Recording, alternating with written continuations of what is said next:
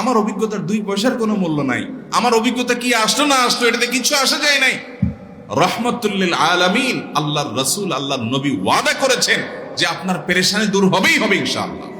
আমার জীবনে বহুবার এমন হয়েছে, বহুবার এমন এমন বিপদ যে দেয়ালে পিঠ ঠেকে গেছে, এখান থেকে উদ্ধারের কোনো পথ আর চোখের সামনে দেখা যাচ্ছে না। আমি এই আমলটি, এর পাশাপাশি ইস্তেগফারের আমল যেটা 2 নম্বরে বলবো আমি, এই 2টি আমল কন্টিনিউয়াসলি করে গেছি হরদম, প্রতি নিঃশ্বাসে নিঃশ্বাসে, বাস টয়লেটের টাইম বাদে বাকি ফুল টাইম এটা দুরুদ এবং ইস্তেগফার অব্যাহত রাখছে। আল্লাহ তাআলা এমন ভাবে অলৌকিক ভাবে উদ্ধার করেছেন যে আমার কল্পনায়ও আসে না যে এখান থেকে এভাবে হেল্প হতে পারে। দুরুদের আমল এমন একটা আমল যে আপনার জীবনে কোনো বিপদ, কোনো মুসিবত, কোনো পেরেশানি, কোনো সমস্যা দেখা দিয়েছে, আপনি যদি দুরুদ পড়তে থাকেন, কোনো কিছু মনে আসছে না, অনেক সময় ছাত্র জিজ্ঞেস করে, ভাই পরীক্ষার হলে পড়া ভুলে গেছি কি করবো, আমি দুরুদ পড়া শুরু করেন। আরবদেরকে দেখা যায় কোনো কিছু ভুলে গেলে তারা বলে আল্লাহুম্মা সাল্লি আলা মুহাম্মদ, আল্লাহুম্মা সাল্লি আলা মুহাম্মদ, এটা শুরু করে তারা। কারণ নবী করিম সাল্লাল্লাহু আলাইহি সাল্লাম এর হাদিস থেকে স্পষ্টভাবে, একটি নয় বহু হাদিস থেকে প্রমাণিত, যে ব্যক্তি দুরুদটা নিয়মিত পাঠ করবে, সালাত আলা নবীটাকে যে ব্যক্তি আঁকড়ে ধরবে, সব সময় তার মুখ থেকে সালাত সালাত সালাম চলতে থাকে, এই ব্যক্তির সকল গুনাহ আল্লাহ মাফ করে দিবেন, সকল পেরেশানি আল্লাহ তাআলা মুক্ত করে দিবেন।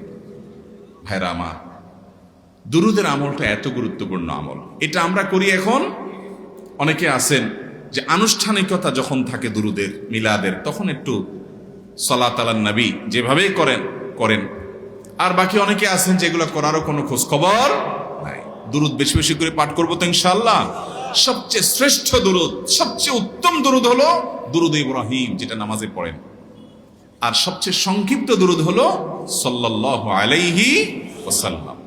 এছাড়া নবীজির প্রতি দোয়ামূলক যে কোনো দুরুদই আল্লাহর কাছে গ্রহণযোগ্য হতে পারে, যদি দুরুদের অর্থের মধ্যে, কথা বলার মধ্যে খারাপ কিছু না থাকে। দুরুদের নামে অনেকগুলো দুরুদ প্রচলিত আছে বিভিন্ন বই পুস্তকে, অমুক দুরুদ পড়লে অমুক এত নেকি হয়, বা অমুক দুরুদ পড়লে এতবার পড়লে ওই বিপদ দূর হয়। এগুলো কোনো হাদিস নির্দেশিত না, এগুলো হয়তো কারো তাজরিবা, অভিজ্ঞতা নির্ভর। কিন্তু হাদিস নির্দেশিত দুরুদ হলো দুরুদ ইব্রাহিম, আর সবচেয়ে সংক্ষিপ্ত দুরুদ হলো সাল্লাল্লাহু আলাইহি সাল্লাম। অর্থের ভিতরে যদি খারাপ কিছু, শিরকের কিছু না থাকে, নবীকে আবার আল্লাহর পর্যায়ে পৌঁছানোর মতো গুমরাহি যদি না থাকে দুরুদের অর্থের মধ্যে, তাহলে যে কোনো দুরুদই আপনি আল্লাহর কাছে পেশ করতে পারেন। তাহলে 6টা দোয়া হলো কোরআন হাদিসের শত শত সহস্র দোয়ার নির্যাস এবং খোলাসা। তার 1 নম্বর হলো দুরুদের আমল। করবো না বেশি বেশি ইনশাআল্লাহ। আমার জীবনে বহুবার এমন হয়েছে, বহুবার এমন এমন বিপদ যে দেয়ালে পিঠ ঠেকে গেছে, এখান থেকে উদ্ধারের কোনো পথ আর চোখের সামনে দেখা যাচ্ছে না। আমি এই আমলটি, এর পাশাপাশি ইস্তেগফারের আমল যেটা 2 নম্বরে বলবো আমি, এই 2টি আমল কন্টিনিউয়াসলি করে গেছি হরদম, প্রতি নিঃশ্বাসে নিঃশ্বাসে, বাস টয়লেটের টাইম বাদে বাকি ফুল টাইম এটা দুরুদ এবং ইস্তেগফার অব্যাহত রাখছে। আল্লাহ তাআলা এমন ভাবে অলৌকিক ভাবে উদ্ধার করেছেন যে আমার কল্পনায়ও আসে না যে এখান থেকে এভাবে হেল্প হতে পারে। ভাইরা আমার, আমার অভিজ্ঞতার 2 পয়সার কোনো মূল্য নাই। আমার অভিজ্ঞতা কি আসলো না আসলো এটাতে কিছু আসা যায় নাই।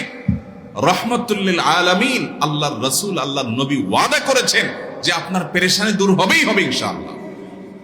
অতএব দুরুদের আমল বেশি বেশি করবো না ইনশাআল্লাহ। নাম্বার 2, ইস্তেগফার। ইস্তেগফার ইস্তেগফার এটাও বেশি বেশি করতে হবে, দুরুদও বেশি বেশি করতে হবে। দুরুদের ব্যাপারে নবী করিম সাল্লাল্লাহু আলাইহি সাল্লাম এক হাদিসে বলেছেন, আকসিরু আলাইয়া মিনাস সালাতি মিন ইয়াউমিল জুমআতি ওয়া লাইলাতিল জুমআহ। জুমার রাতে আর জুমার দিনে, অর্থাৎ বৃহস্পতিবার দিবাগত রাত আর জুমার দিন শুক্রবার, এই সময়গুলোতে তোমরা আমার প্রতি বেশি বেশি দুরুদ পাঠ করো। এই যে নবীজি বলছেন বেশি বেশি পাঠ করো, তাহলে দুরুদটা বেশি বেশি পাঠ করতে হবে। ঠিক একইভাবে 2 নম্বর যেটা, দ্বিতীয় আমল যেটা ইস্তেগফার, এটাও বেশি বেশি করতে হবে। কারণ ইস্তেগফার সম্পর্কে কোন কোন হাদিসের ভাষ্যের মধ্যে মান লাজিমাল ইস্তেগফার ভাষ্য এসেছে, অর্থাৎ যে ব্যক্তি ইস্তেগফারকে আঁকড়ে ধরবে, এটাকে কন্টিনিউয়াসলি করবে, ইস্তেগফার কখনো ছাড়বে না, সবসময় তার মধ্যে ইস্তেগফার অব্যাহত থাকবে, ওই ব্যক্তিকে আল্লাহ রাব্বুল আলামিন বিভিন্ন পেরেশানি থেকে সারপ্রাইজড হওয়ার মতো এমন এমন পথ বের করে দিবে যে সে চিন্তাও করে নাই। তার পেরেশানি থেকে মুক্তির পথ আল্লাহ তাআলা দেখায় দিবে। ইস্তেগফার কিভাবে করবেন ভাই? ইস্তেগফার এমন একটা আমল, এটা ছাড়া তো আমাদের উপায় নাই ভাই। ইস্তেগফার আমাদের দুনিয়ার পেরেশানি দূর করবে, আখিরাতের পেরেশানি দূর করবে। দুনিয়ার পেরেশানি আমাদের বিপদ আপদ মুসিবত এগুলো, রিজিকের অনটন অভাব এগুলা, আর আখিরাতের পেরেশানি হলো আমাদের পাপ গুনাহ এগুলা।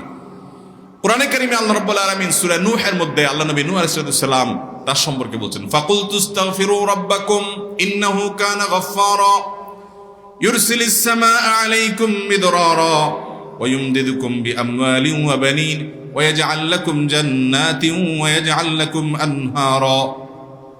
তিনি বলেন, আমি বলেছি আমার জাতিকে তোমরা ইস্তেগফার করো, আল্লাহর কাছে ইস্তেগফারটা করতে থাকো।